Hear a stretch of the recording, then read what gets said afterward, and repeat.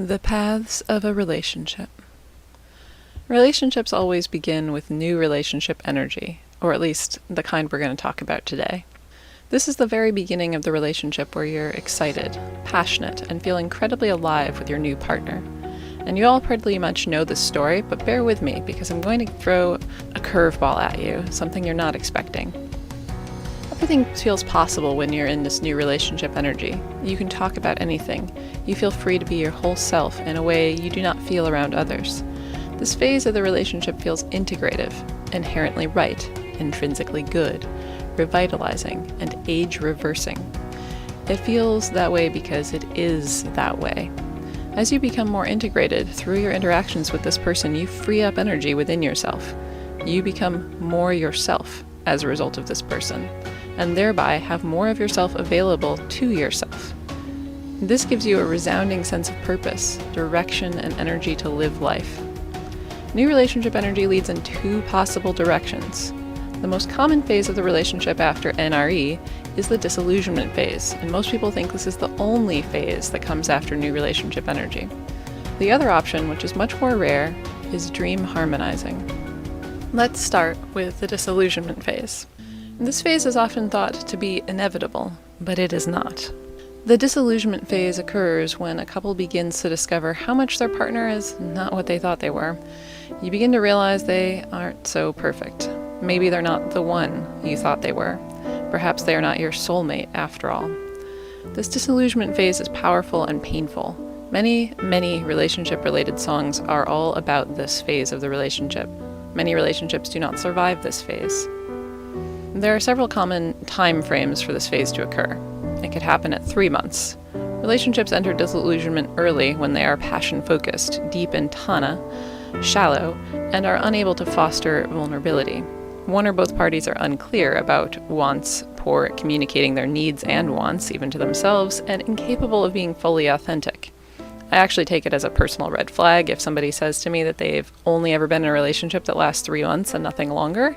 I recognize that this person is not really in touch with their true desires and motives and therefore can't express themselves clearly. To me, that's a big red flag because I want more than that in a relationship. It can also happen at the 8-month phase. Disillusionment occurs as a result of increasing arguments and a conflict-avoidant couple that does not know how to resolve disagreements while honoring themselves and each other. The couple does not know the difference between compromising and real solutions that work for both of them simultaneously. Because you guys know that compromise is basically when you both just take a little pain and so you both kind of lose and you both kind of win, but neither of you feel like you win. The couple prefers to focus on doing fun things together rather than delving into the emotional meat of the relationship, and this causes disillusionment at 8 months. 2 years is the next most common time frame for disillusionment to occur. The relationship is fairly conscious, communicative, deep and flexible, but lacks strong enough spiritual love and or shared divine objectives to continue to feel a soulmate connection. Now, I know I'm using a lot of phrases that may sound woo-woo to you personally. These can all be translated into your preferred language. Spiritual love is one without jealousy or possessiveness, without roles or bartering. Spiritual love has a strong foundation of trust. So that's what I mean when I say spiritual love. The disillusionment phase occurs as a result of stepping off the path of love and onto the path of pragmatism or despair. The path of despair is often alleviated by ending the relationship. The path of pragmatism is often a very conscious and logical choice, but often leaves the heart behind to ache while the relationship continues, in a resigned sort of way. Dream harmonizing, as I've already said, is the phase of the relationship that occurs after new relationship energy if the couple has the ability to stay on the path together. Dream harmonizing is about synergizing your talents, divine objectives, skills, and resources to form a singular momentum. Instead of two individuals who will assign roles to function optimally independently of one another, you become a true team, where complete authenticity, trust, and synergy create a dynamic dream. You both still play to your individual talents, as you would in a consciously loving material relationship, but the difference will still show in how you feel inside. If you're not feeling those warm, happy, glowy feelings in your heart anymore, that's a sign that things have changed. Things look pretty different in a disillusioned relationship in a conscious, caring, but resigned relationship, and in a dream harmonized relationship. And people often confuse those last two. They think that just because they're conscious and caring in a relationship means that they are sharing the same dream, but there is a pretty significant difference. In a disillusioned relationship, you think thoughts like, my partner doesn't understand my dreams, or even care about them. In a conscious but resigned relationship, you think, my partner and I are each individually responsible for our own dreams and our own happiness. And many people actually advertise this sort of thinking as the ideal relationship, but I'm here to tell you it is not the ideal relationship. The ideal relationship says, my partner and I share the same dreams. We're equally invested in them together. Now, this doesn't necessarily mean that you shared the same dreams when you met, but you have come to a place where you shared those dreams because you have put them on the table and adopted the other person's dreams that they put on the table. So they adopted yours and you adopted theirs, and they have become merged. They become so synonymous that it's like you can hardly see your dreams coming true without their dreams coming true, or you hardly even notice the difference between their dreams and your dreams anymore because they feel like they're all part of the same thing. In a disillusioned relationship, you might think, we argue all the time, but we never resolve anything. Or, we don't bother fighting anymore, or talking. In a conscious but resigned relationship, you might think, we rarely argue, and when we do, we always find a compromise. Or you might say, we never argue, we're too considerate. In a dreamed harmonized relationship, you might say, we disagree often. When we do, we drop everything and discuss the matter until one or both of our hearts shifts and unites with the other. This is what I aim for in my relationships. I can't say I always achieve it. There isn't exactly a straight path where you end up on exactly a conscious but resigned relationship, or you end up in exactly a dream harmonized relationship. Many couples are striving to become more harmonized, but they don't even know what they're striving towards because there isn't a model in the media. There isn't a healthy model of their parents or other couples in their lives who are giving them that perfect example. So they're kind of bouncing between being more resigned or being more harmonized with their partner. I idealize the idea of always dropping everything and working things out, because when it does go that way, it works out for the best. But sometimes working something out can take hours. Hours of expressing all of your anger, all of your sadness, all of your fear, and finally unearthing that compassion for the other person and where they're coming from. Sometimes you just had an argument about something and, one of you's headed off to work and the other one's got a call in 5 minutes or something. And it's like you just don't know how to make time for that conversation in the moment. If you can make time for that conversation in the moment, if the two of you are on a hike or something and you've got all day together, don't fall into that trap of thinking, oh, we'll just work on it later. I just want to have a good day today. Because what ends up happening is you stuff that angry, upset feeling that came up down, and it ends up tainting the entire day. You end up having this undercurrent of resentment or resignation that just kind of makes it feel like wah, wah, wah. Like your relationship is resigned, because it is. By taking the time whenever you have the time to really explore each other's feelings, you open up the possibility for a strong depth to occur that creates more resilience in your relationship. You have a stronger sense of trust that is harder to break because you really know where each other is coming from, and you know that you can trust that other person to care about who you are at a deep level.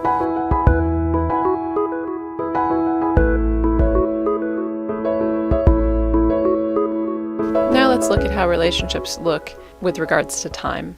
In a disillusioned relationship, you might think or say, we see each other whenever, or I want to spend more time with my partner, but they want their space. Or, it seems we never have much time for one another. Now, listen for the difference between a conscious, caring, resigned relationship and a dream harmonized relationship. So in the conscious, resigned relationship, we communicate about our schedules and make sure we spend quality time regularly. In a dream harmonized relationship, we prioritize connecting with one another.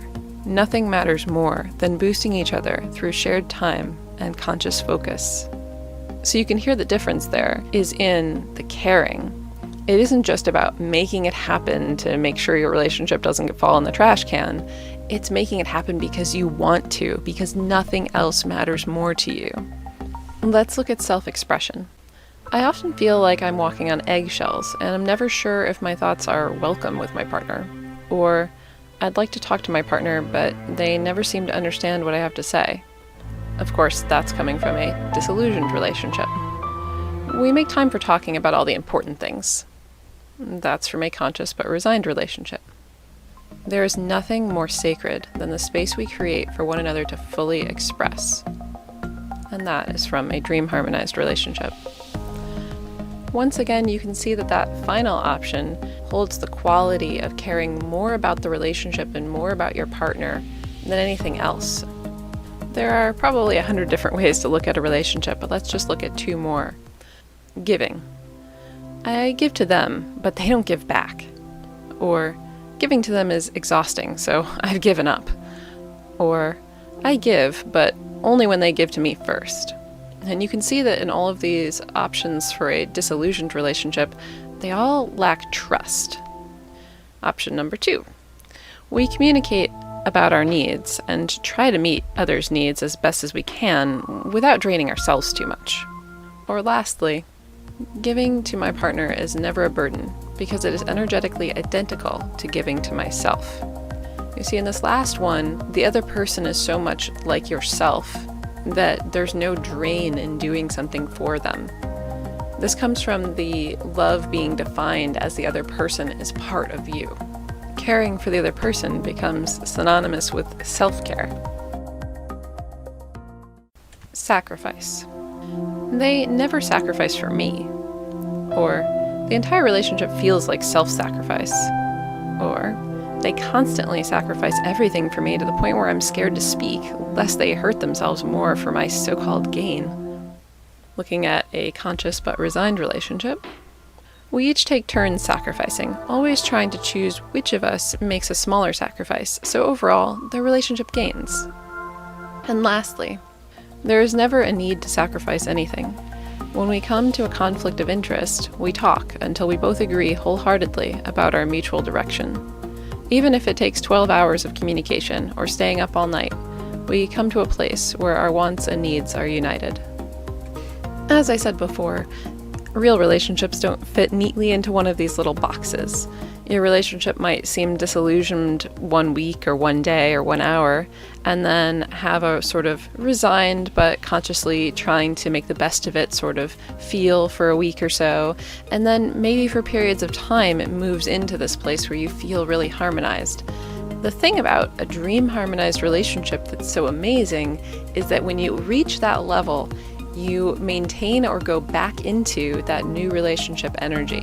You suddenly feel like you have millions of particles of energy just bouncing around inside you. You feel inspired, you feel excited for life, you feel like potential is completely unlimited. And the reason why you feel like potential is unlimited is because you have this ally who you can tell anything to, who you can work with to create a solution. There's a sense of optimism that underlines everything because with this one person, anything is really genuinely possible. And the more that you keep underscoring that fact through having conversations that work out, through having agreements that work out, through having dreams that actually come into being, the more you develop trust and faith that this relationship makes everything possible, and the more you feel completely open. Your heart is just like, yes, we can do this. And it makes you more open not only to yourself, but to them.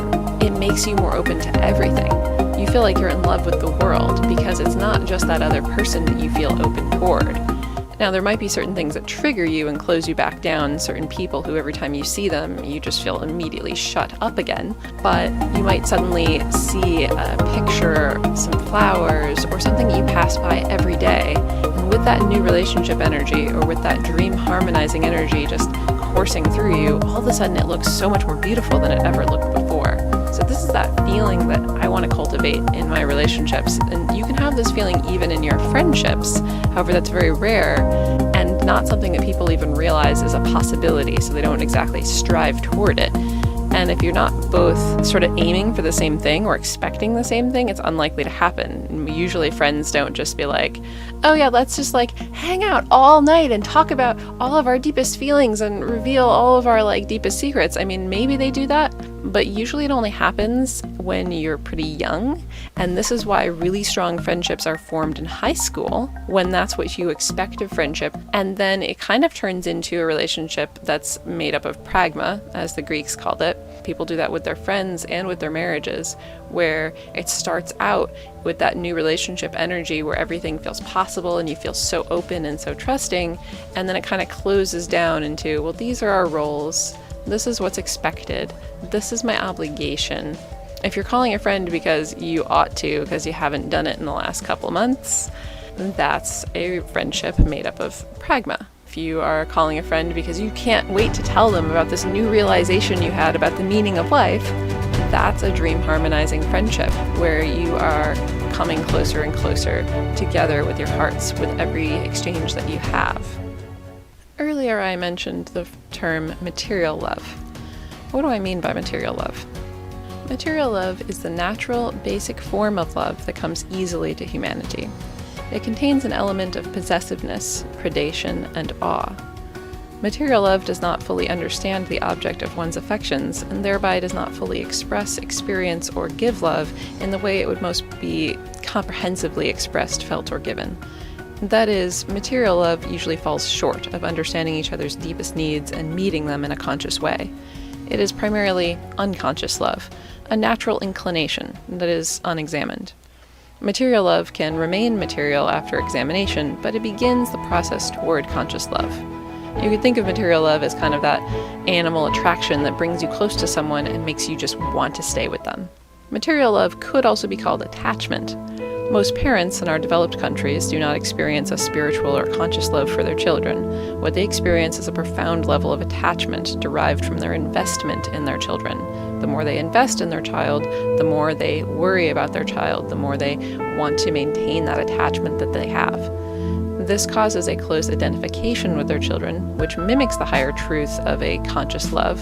However, simply being identified with someone causes you to project what you like, want, need, hate, honor, or value onto that person. It causes you to assume that what is good for you is good for them. Attachment makes you believe that the so-called golden rule is good enough. Material love relationships can still thrive if they become at least modestly conscious relationships or closely follow agreed-upon roles, which is what through most of history we have done. We have basically worked with material love, and we've, made arranged marriages, and we've made gender roles, and these types of rules of society have protected stability in relationships that were so material that they wouldn't have lasted otherwise. They would have petered out after, the initial passion died in 3 months or 8 months or 2 years. And there's really nothing wrong with a relationship lasting only 3 months or only 2 years. The reason why historically it's been important to make relationships last is for the benefit of providing a child with 2 parents and a stable household. Of course, if we go all the way back to an indigenous tribe, this would have no importance, because whether or not the parents were together, so to speak, was irrelevant, because the entire tribe took on part of the parenting for every child. The child was not so dependent on their biological mother and father or their adopted parents or whatever, because the whole elders who sat at home during the day were there to answer questions, or they could follow the women down to haul the water from the river, or they could follow the men on the hunt when they felt that they were old enough to do that. The children had endless resources, but in the sort of so-called more civilized cultures, that has not been the case. There hasn't been a guarantee that all the children would be looked after, and so creating a structure in society to provide at least 2 parents to provide for the child's needs, then theoretically those children would be brought up well. And let's look at that golden rule that I mentioned a moment ago. The idea that you should do unto others as you wish them to do unto you. This rule miserably fails us. Introverts do not want the same treatment as extroverts. Those with abandonment trauma want exactly the opposite treatment as those with enmeshment trauma. Those who are punctual and plan-oriented want something very different than those who prefer to be spontaneous. In truth, the golden rule is not golden. It's more like rusty iron. You might be able to use it for something in a pinch, but you won't adorn someone you care about with it. On the contrary, to really love someone, you must really understand what love means to them. You must speak to them in the love languages that matter most to them. In order to be romantic, you must understand what means something to the other person. You might be able to guess and be charming enough to win someone initially, but a lasting soulmate connection requires dream harmonizing, as we've been talking about, an alignment of understanding values and priorities. The golden rule won't give you meaningful relationships. At best, it's just a tool that you can use to help give you a rough outline of how to treat strangers before you get to know them. At worst, it can sabotage your relationships by allowing you to discount the genuine differences between you and someone else. Now, I'm not saying there isn't anything that isn't universal between all humans. I think everyone wants to be treated with dignity, respect, compassion. Everyone wants to have a sense of trust. You can pretty much assume that they want to feel safe, but you can't assume what makes them feel safe. What makes you feel safe might make them feel afraid. I get a lot of questions about polyamory and how it's different from monogamy. Now, if these are new terms to you, just polyamory, you can know that poly means many, amory means love. So polyamory is the philosophy or state of being intimately involved with more than one person at the same time. You may already know that I have 2 husbands. This does not necessarily mean that we engage in orgies, which we actually do not, because both of my husbands are entirely straight. Polyamory is really not actually about the sex. Polyamory is about the love, having multiple loving relationships at once. So anyone who has siblings and experienced their parents loving them and their siblings has experienced polyamory. If you have a close friend who you deeply care about and you have an intimate relationship, you have experienced polyamory because you have experienced loving multiple people at once.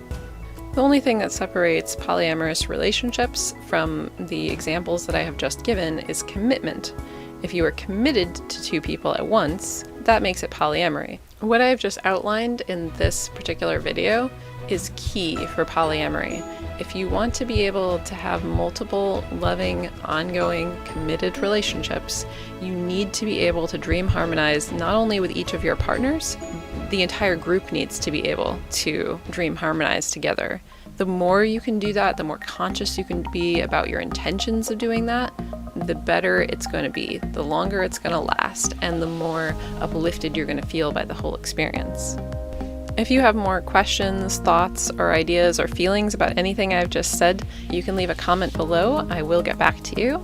If you enjoyed this video, please give it a like, please subscribe, and if you're feeling into it, you can visit my website. There will be a lot of links below for you to check out, giving you more information about all of the things that I have discussed here. This has been another video with Raederle. You can find me at raederle.com.